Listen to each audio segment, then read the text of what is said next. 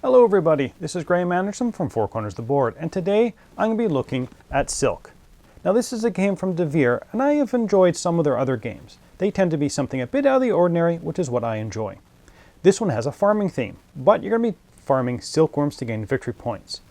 You'll have to put out new silkworms, having your shepherd move them around the fields, and you have a dog, a mastiff, to protect them from the ukami.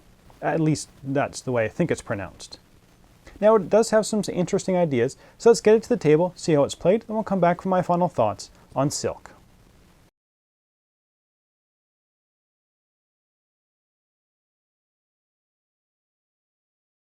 So here we have Silk set up for a 3-player game. Each player receives 1 shepherd, 1 mastiff, 15 silkworms, and 4 nurseries. There is a reserve of walls, which will depend on the number of players, and a face-down stack of 24 tiles with the Okami's Den to make 25 tiles. Shuffle the stack and make a 5x5 play area. Again, the number of tiles you're going to be placing will depend on the number of players. To finish up the setup of the game, the first player will place either 2 silkworms together on a single dry pasture, or 1 silkworm on 2 different dry pastures. There can be silkworms of different colors on a tile, but never more than 3 silkworms total can occupy a tile.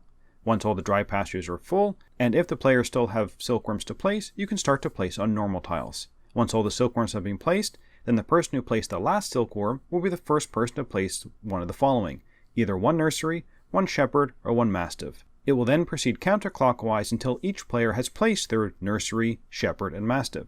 The player who placed the last piece will now be the first player. There are a few placement rules. A tile that is occupied by the Okami, shepherd, or mastiff cannot contain any other piece. Both the shepherd and mastiff must be placed so they are adjacent to at least 1 silkworm of the same color, and adjacency is not diagonal in this game. Nurseries are placed between tiles where at least one of the tiles has a silkworm of the same color. Now that the game is set up, it can begin. The game is played over a number of rounds and will end when one of the following conditions is triggered. Either a player reaches a certain number of points, in our 3-player game that would be 40 points, a player builds the last wall, or after the grazing action, all tiles become barren. So, on a player's turn, they're going to do the following in order. Place 1 silkworm, then roll 2 dice to determine what their actions are during the round. First, a player must, if they have any silkworms in the reserves and there is a valid space on the board, they must place one of their silkworms on the board. Then the player will roll 2 dice to determine the actions they can do on their turn. The player can always modify their die roll by playing silk or victory points for each pip that they want to add or remove to a die. And in this game, 6 and 1 are only 1 pip away, so to change a 1 to a 6, you'd have to pay 1 victory point. Now you must do the 2 actions from your die roll. Whenever possible, the player must perform both actions. If you cannot do one of the actions, you must spend victory points to modify the die roll until you can do 2 actions. Each die is actioned separately, and they are as follows.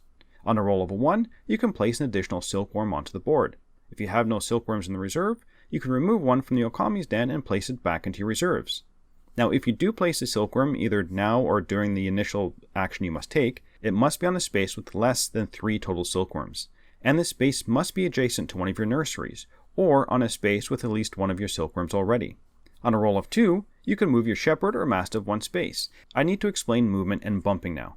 When moving any piece, your shepherd or mastiff can wrap around the board, but the silkworms never wrap. That means that the shepherd or mastiff can exit on this side of the board and come back on this side. You also have to remember that only a shepherd can cross a fence or a wall.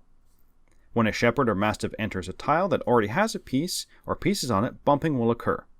Now, the shepherd bumps the mastiff and silkworms, but cannot enter tiles occupied by another shepherd or the Okami. The mastiff bumps the Okami and silkworms, but cannot enter tiles occupied by a shepherd or another mastiff. If a shepherd or mastiff bumps the silkworms, the active player gets to decide where the silkworms move following their normal movement rules. They can only be on a square that is empty or has less than 3 silkworms, and if you bump a silkworm into a tile with the Okami, that silkworm is automatically devoured. If there are no valid spaces for the silkworms to go, they are lost into the wilds and returned to their owner's reserve. On a roll of 3, you can build a wall. Take 1 wall from the general reserve and add it to the board. Now it must connect to either one of your nurseries or a wall that is already connected back to your nurseries. Walls can be used to block your silkworms in, as only a shepherd can cross a wall, but it also confines your silkworms to an enclosure and they cannot move past the wall. If you complete a wall segment that is 2 or more walls long, that is, that they link any two nurseries, you immediately score 1 point for each wall in the segment. On a roll of 4, you can place one of your nurseries from your reserve. These will allow you to place new silkworms in an area, start or complete a wall segment, score enclosures at the end of the game, and regenerate barren tiles. A new nursery must be placed at an intersection of at least 2 tiles and must be next to your shepherd. Also, it cannot be within 2 tile sides of any other nursery. Once you have built your 4 nurseries, you can then use this action to turn over any barren tile that does not have any pieces on it back to its productive side. A roll of 5 will allow you to graze and will be one of the main ways to score points. You can graze on any tile you have at least 1 silkworm. You're going to score the number of silkworms you have on that tile multiplied by the type of terrain. Any other player's silkworms will not receive any points. You then bump the silkworms to the neighboring tiles following the standard silkworm movement rules and then flip the tile to its barren side. On a roll of 6, you move the Okami following the normal movement rules. That is, it cannot go over walls and cannot move into a space with the Mastiff, but can bump the Shepherd, and if it moves into a space with silkworms, it will eat them and move them to the Okami den. Now that all the basic actions are taken care of, I should mention the bonus tiles available during the game. These are one-time bonuses. This one is for the first player to build a wall segment that has at least 5 walls long. They will score 5 points. This one, the first player to place all of their silkworms on the board, will receive 10 points. And this one awards 5 points to the first player to construct all 4 of their nurseries. And the final one gives 10 points to the first player to make an enclosure that surrounds at least 3 tiles. The end of the game is triggered when one player reaches a certain number of points, and again for our 3-player game that would be 40 points, or a player builds the last wall, or after grazing all the tiles are barren. As soon as a player triggers one of these conditions, they will finish their turn, then all other players get one last turn, then we go to the final scoring. For final scoring, each player scores points for each enclosure they control. An enclosure is a set of 2 or more tiles that are completely surrounded by 1 or more wall segments. The player has the most nurseries in contact with the walls that surround the enclosure is the person that controls it. The points are the number of tiles of the enclosure multiplied by the number of nurseries the controller player has as part of the enclosure. Each player will then get to do one last grazing action. You will not bump or flip over the tile this time, just multiply the number of your silkworms by the terrain type for each place you have at least 1 silkworm. And finally, for each silkworm you have left in the Okami's den, you're going to lose 1 point. And the player with the most silk points at the end of the game is the winner. So let's get back to the table to see what I thought about silk. So let's start off with theme and components. The components themselves are good quality. And I like that you have the different meeples representing the different things. You've got your little nursery here and your shepherd, and you've got your mastiff and silkworm, and of course you have the Okami. And I think I'm saying that word correctly, because I think it's the word for wolf in Japanese, but I'm not an expert, so don't go by my pronunciation. The cardboard itself is good quality. The art is nothing flashy, but it does its job well without interfering. You know, it's easy enough to see what the terrain type is. As for the theme, you know what? I actually felt it made a lot of sense with the actions you were doing. The silkworms themselves can't move, so you need to use your shepherd and mastiff to herd them along to greener pastures. When they grazed, they eat the vegetation and you turn the tiles over to the barren side. Walls would block the movement of the Okami and the mastiff, but your shepherd could just jump over. So it all kind of made sense to me. The rolling of the dice to see what you do, maybe not as much, but the actions themselves made sense. So let's talk about gameplay. And again, I'm not normally a big fan of having the dice decide what actions I can do, so I did appreciate the ability to modify my die rolls by giving up victory points. Something I didn't really want to do, but at least I have the option if there's something I really want to do on my turn. What I wasn't a big fan of is having to spend points to make sure I perform 2 actions. You can never just roll your die and decide just to do 1 or no actions. You must always do 2 actions. If you roll a die and can't do the action, then you must spend victory points to modify the die roll to something that you can do. The only way you cannot do 2 actions is if you roll an action you can't do and you have no victory points left to modify the die roll. Definitely not a situation you want to be in, but one luckily I haven't run into during any of my plays. Now the box says the game plays 2 to 4 players, and I must say that they are very different games at those player counts. The game at 2 feels a bit more of an abstract strategy game. Yes, there is some randomness, but it's much easier to plan what you want to do and actually do it. There is still some take that in the game by grazing on a tile before your opponent can, bumping silkworms off the board or into the Okami to capture them, but you know what, it's usually something you can see coming. But in a 4-player game, it turns into quite a nasty game, and between your turns you can lose a lot of ground due to your opponents. It seems at 4 players it is almost impossible not to be affecting someone else's silkworms during your turn. And you really feel you need to be doing that because of the bonuses in the game. You need to be removing the other player's silkworms, having them being eaten by the Ukami, or stealing somebody's fences in the last couple rounds to steal an enclosure.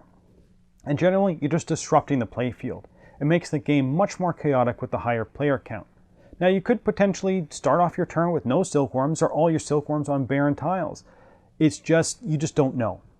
Now I do like that the playfield changed with the number of players. It tries to keep the tense feeling throughout all the player counts. And the fact that tile placement will change from play to play keeps that part interesting, as your strategy might depend on the setup of the board.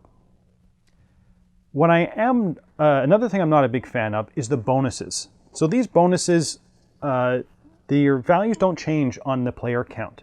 So in a lower player count game, these bonuses are much more valuable. I mean, getting 10 points out of a 30-point game is big. So I do wish that these point values would scale with a number of players. Again, not a big deal, and as long as everybody knows about these, it's not going to have a huge impact. And I've seen many games won by someone who just concentrated on building walls, and I've also seen games won by the person focused just on grazing silkworms quickly.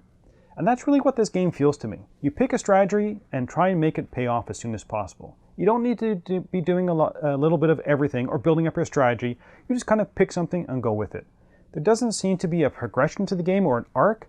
You're not building up your silkworms. Everything you do at the last turn of the game is identical to the first turn of the game. But my 2 biggest concerns to the game are the randomness of the dice and the bumping. Now, as I said before, you can mitigate the dice, but if you're going on a grazing strategy and you never roll grazing, then you're having to spend points. It just makes it difficult to plan. You want to graze on one tile that has 2 of your silkworms on it, but you roll 3s? Okay, you build walls. So the bumping is actually 2 problems rolled into one. The first are the rules of bumping. I don't know how many times I had to remind people of what bumps what. And as I showed through the walkthrough, the theme does help a little bit to make it more sensible, but is never kind of straightforward. And bumping often results in chain reaction bumping, which can cause further randomness when trying to plan your turn. Now I did want to like this game. I don't mind it at 2 players. And that's how I suggest if you are going to play it at 2 players, as it definitely feels more like an abstract game. With more players, you really kind of lose the feeling of being able to plan. But in all player counts, the randomness and the take that elements make me kind of lean on the side of not recommending this game, but just barely. I am sure that there are many people out there who will really enjoy these elements, and the game is 30 minutes long or so. So in smaller doses, I don't mind them, but I found in this game, the randomness and the take that elements kind of outweighed the strategy piece, which I really enjoyed. So that's it for the moment. Until next time, thanks for watching. Thanks so much for watching another Dice Tower video. If you enjoy our videos, subscribe to the channel for more fun, comprehensive board game coverage. Also, consider joining us at one of our events. Come to Dice Tower Retreat, a small, intimate gathering where gaming is king. Join us for Dice Tower Cruise, the largest board game cruise. Attend Dice Tower West in Las Vegas for gaming fun on the West Coast, or Dice Tower East in Orlando, in sunny Florida. Dice Tower Conventions, the friendliest gaming conventions on Earth. I'm Eric Summerer, and you've been watching The Dice Tower.